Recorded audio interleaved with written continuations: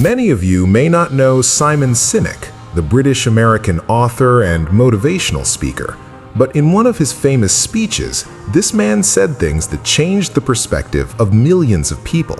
He taught us how people conquer the world, why Apple became the world's #1 brand, or how people like Martin Luther King Jr. told the world what to do. These are just a few examples. Thousands of such events happen almost every day in this world, which we see as very normal, but Simon did not see these events as normal at all. Rather, he presented all the events happening in the world through one of his theories named the Golden Circle. But the interesting thing is that Simon actually discovered this Golden Circle formula, which the whole world is now raving about during the toughest time of his life.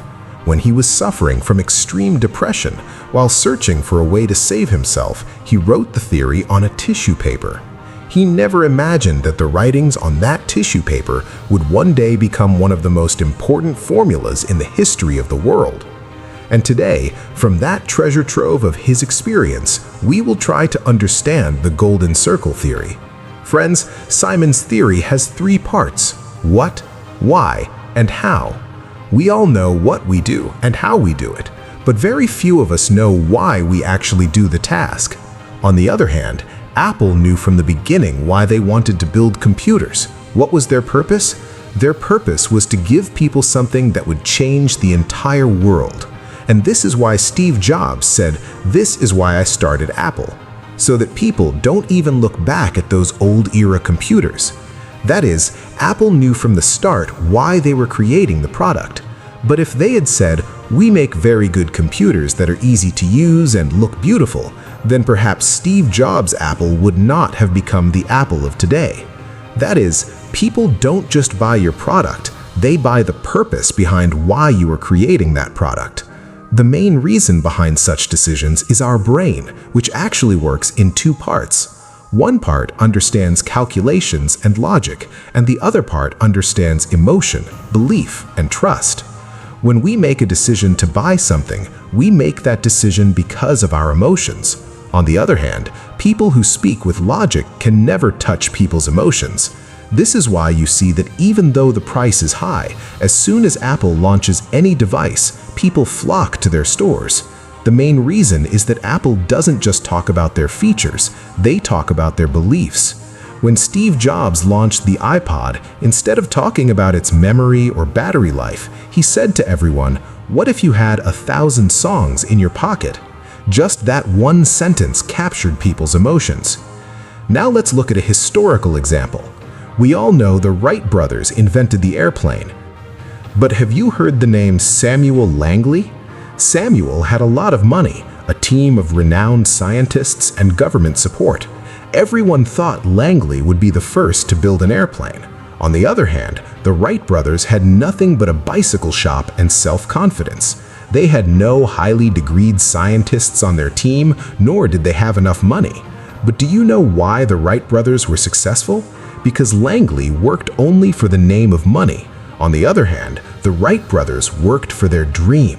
They believed that if they could build an airplane, the whole world would change. And this belief of theirs encouraged them to work with all their heart and soul.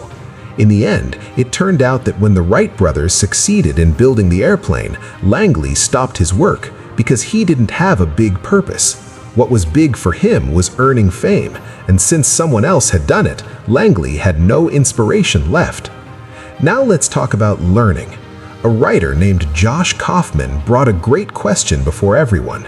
The question is, how long does it actually take to learn something new? In 2008, popular writer Malcolm Gladwell, in his book Outliers, The Story of Success, said that to become an expert in a subject, you need to practice for at least 10,000 hours. As soon as we hear this, half our motivation dies, because 10,000 hours means practicing for about 5.5 hours every day for nearly 5 years.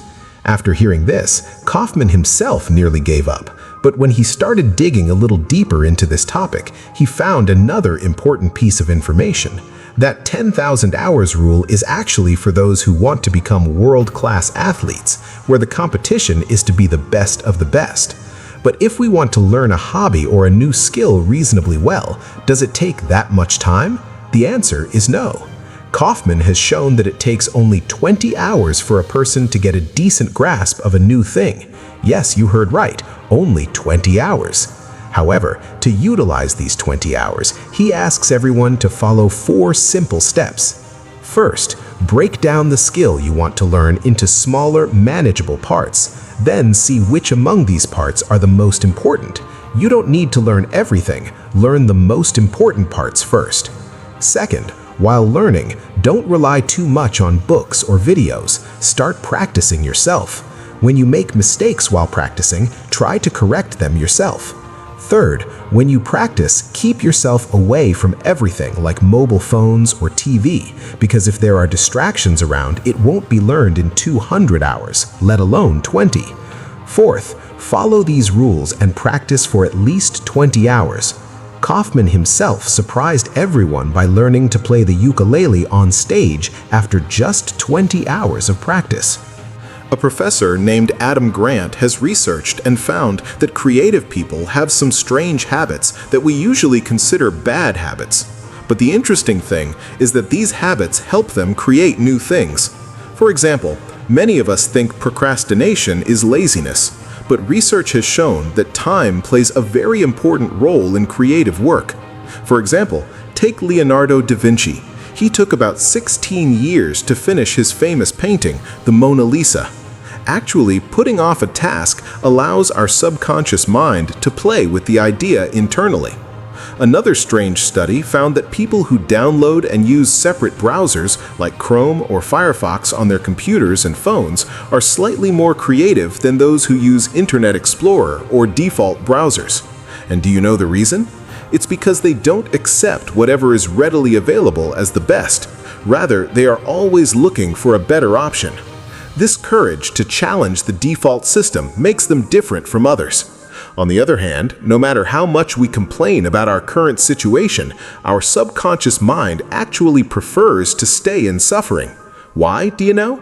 Because the human brain finds familiar pain safer than unfamiliar happiness. This fear of starting something new is actually a defense mechanism of our brain. If you think that some miracle will happen to turn your life around, you are stuck in a psychological loop called passive hope. But the reality is, no one is coming to save you. Your only hope and trust is yourself. And the day you accept this truth, real change will begin in your life.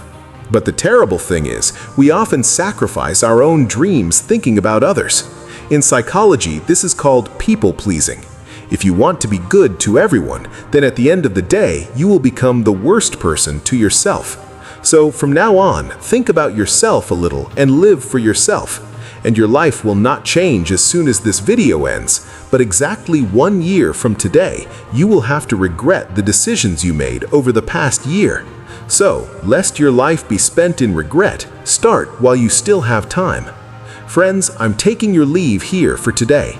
If this video has brought even a 1% change in your thinking, please let me know by writing yes in the comments. So, see you in the next video. Until then, subscribe. Thanks for watching.